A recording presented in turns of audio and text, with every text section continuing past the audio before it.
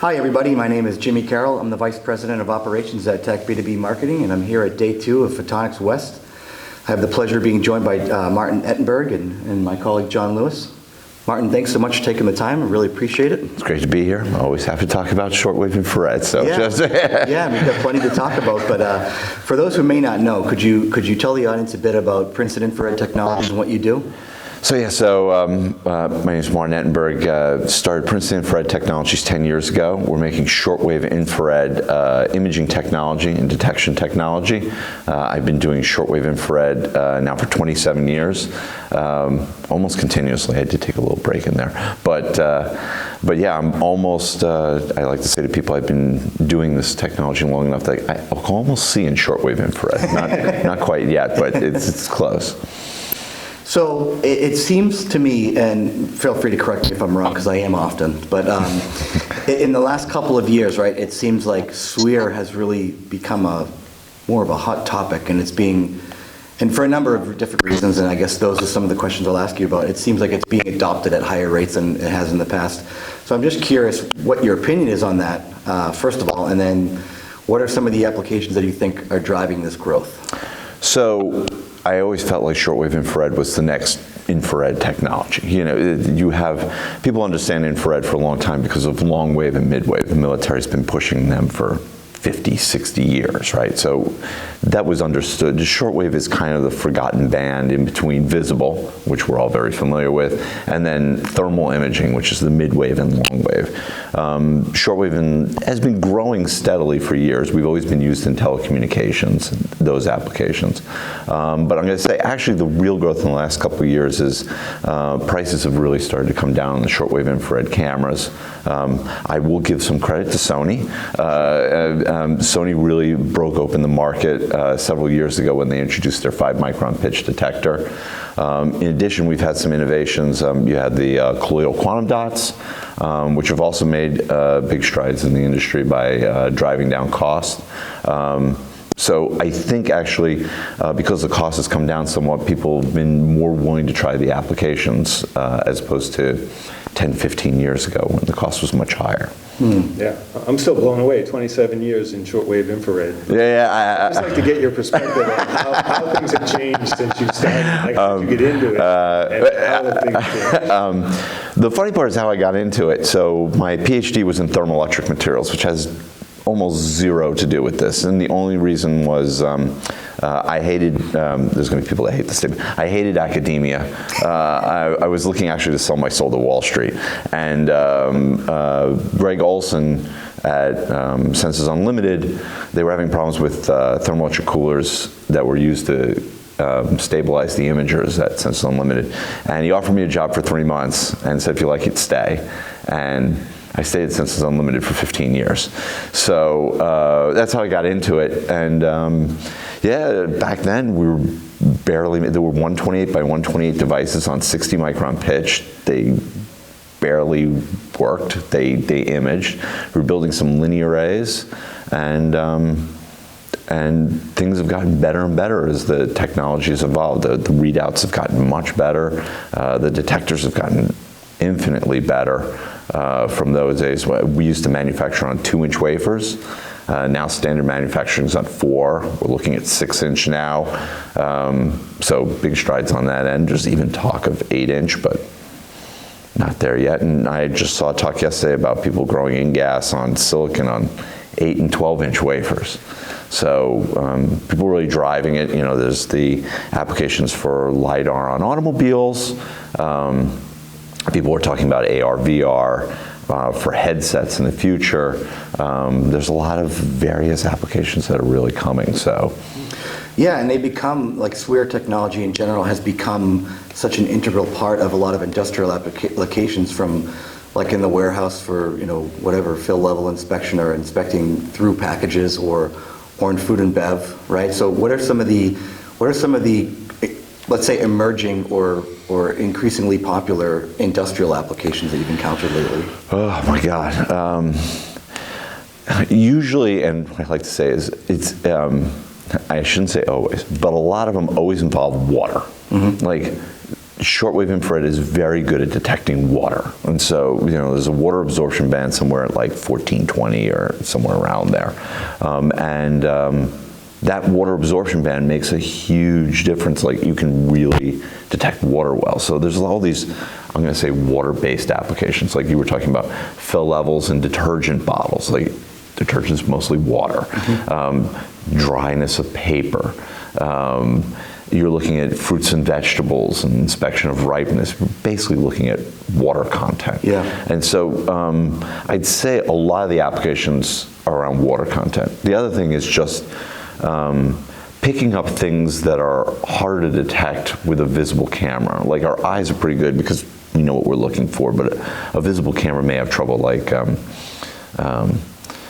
foreign contaminant, like on a production line, like somebody's blue glove got torn off and it's now in the pile of Skittles that are going down the line, right? And it's tough to pick out that blue glove versus some blue Skittles or yellow Skittles or with a visible camera. But shortwave infrared, the glove is a different material, so you can use different, I hate to say colors, wavelengths of light.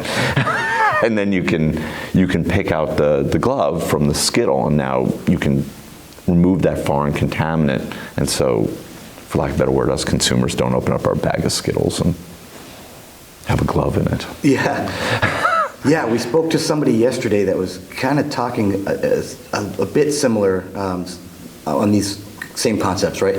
And they were from the hyperspectral side. So I'd like to ask this question, but from your perspective, like, what is your definition? First of all, what is your definition of SWIR, right? Is it like 400 to 1700? And then, like, what's your short definition, I'd say, of multispectral versus hyperspectral? So the SWIR question is always a great one. So it depends who you talk to, yeah, because they all have their different. So I always think of it as near infrared. Your eye ends at somewhere around 700, 750, depending how good your eyes are, 775, somewhere around that region. That's the end of visible. And then up until where silicon dies, it's somewhere around 1 micron, is near infrared. Shortwave infrared also encompasses that. So shortwave infrared covers that near infrared band and goes all the way, technically, I like to say, out to 2.6 microns. And that's where there's a water absorption hole out at 2.6, and you really can't see much on Earth until you hit 3.2, 3.3. That's truly the SWIR band.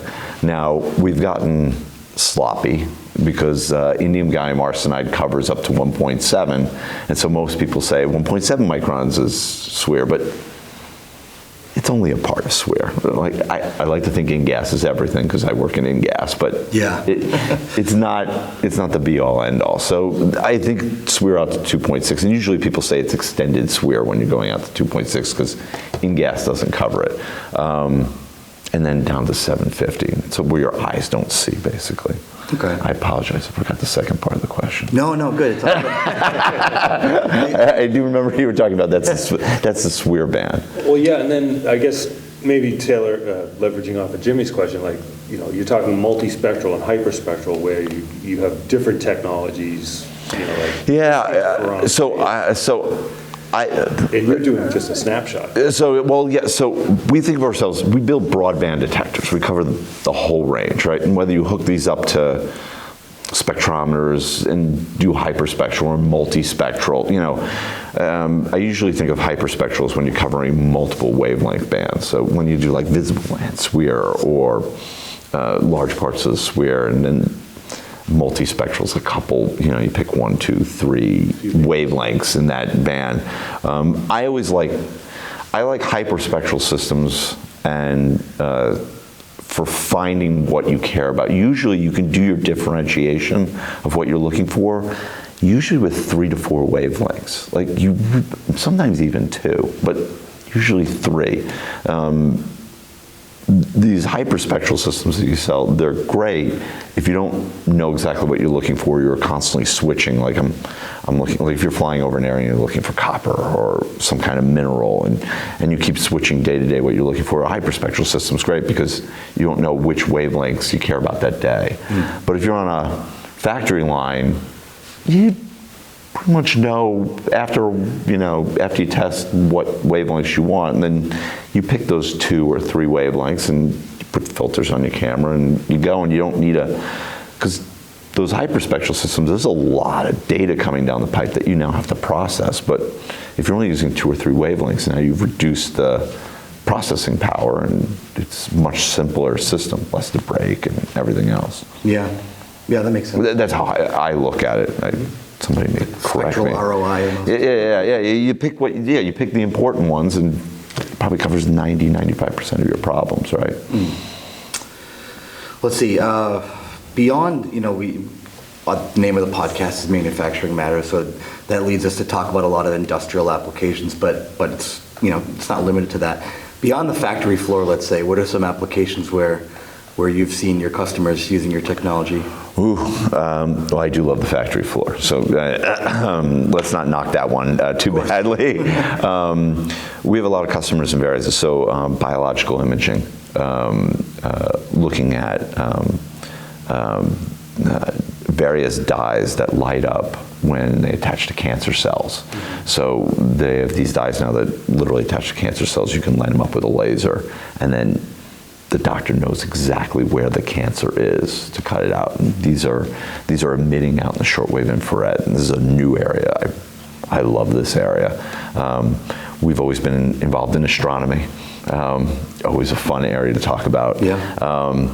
If you want to talk about other fun areas, art restoration is always great. You can see through paintings to charcoal underdrawings. It's been used for years. None of these are really big on the volume side at the moment. Like, the biological stuff is emerging. Astronomers are always there. Yeah. They're always cool. They're great. They're great to look at and see. What about like counterfeiting? Counterfeiting's a great one to talk about, except when you have Secret Service agents around. So there are markers in the dollar bills in U.S. as well as European currency. I haven't looked at a ton of them, but currency does have a lot of these markers because they're invisible to your eyes. They're usually done in the near infrared, so you can use low-cost silicon cameras to pick them up, but shortwave can do it as well. I haven't looked at the comparison, but we've always been pushing that kind of thing, mostly also on the industrial side for counterfeiting, just to prevent part counterfeiting. Part counterfeiting, they'll look at it and they'll try to make an exact copy with their eyes, but if you put markers in there that are invisible to your eyes, then you can really mark your real parts and so forth and put IDs on them. I'll admit it hasn't caught on yet. Maybe it's not a big enough problem yet, but it would work. But it would work, right? What about in agriculture? I'm a big fan of agriculture. Agricultural sorting has always been, we talked about earlier about contaminants. Yeah. Matter of fact, on our show floor, we actually show contaminants, rocks versus coffee beans, because they're both brown. Yeah. Very hard for a visible camera to kind of tell the difference between browns. But in the shortwave infrared, coffee beans show up white and the rocks still stay dark. There's lots of those little things of finding. We did one years ago with pitted peaches. A peach is, as we said earlier, is filled with water. The pit is not, and so the reflectivity is very different. And so if you're pitting a peach, if you cut through and miss and leave part of the pit in the peach, you can actually see it, right? And there's lots of these little agricultural problems. They also do, obviously, ripeness of fruit is very big. Years ago, we used to be on airplanes and drones looking for marijuana grown illegally, because you can tell the difference between plant types in the shortwave infrared. And so they'd fly over areas and you'd be able to see who's growing wheat, barley, forest, marijuana. I don't think that's not as important anymore. Yeah, it's legal. No, it's legal everywhere. But yeah, that's one of the various agricultural things you can really pick up on. We've been talking to a couple people. We just spoke to somebody about soil dryness as well for planting of crops. Yeah, that makes sense. optimizing fields and monitoring their health. And monitoring health is a big thing. And now that we're seeing more robotic farming, like literally tractors are tracked to GPS, right? You could image these fields and you can figure out, where do you need nitrates? Where are plants healthy? Where are they missing water? You can almost, I don't know if they can get down to the plant level, but they can get with GPS and this tractor's moving around, you just take the imagery and you process all this data. Small drones now can carry these cameras. The cameras, we were talking about earlier, big deals, and the original 128 by 128 camera was this big, weighed about 4 or 5 pounds.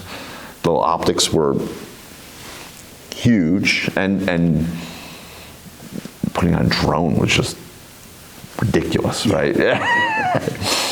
Now the cameras are small. We have a program to put our camera on the front of a 155 artillery shell for precision guidance, imaging on precision guidance, right? And so very small and compact cameras, right? Yeah.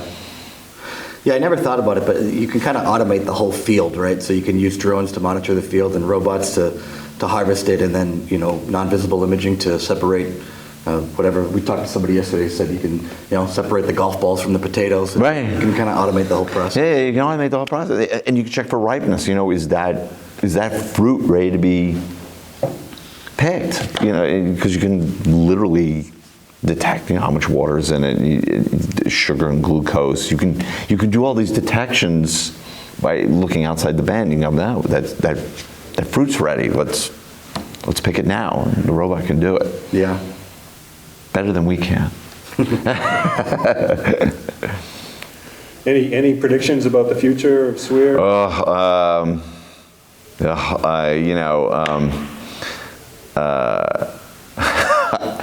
I'll admit when I'm wrong. So I've been wrong before on some things. So I never know as some of these things that come out.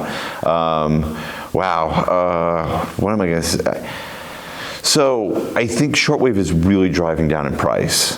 I think if a big application comes along, we're going to see really inexpensive shortwave infrared. Somebody's got to do the pull. Like if somebody decides to pull, like cell phones or automotive or something else, you will really see another order of magnitude or two of a price drop in shortwave infrared.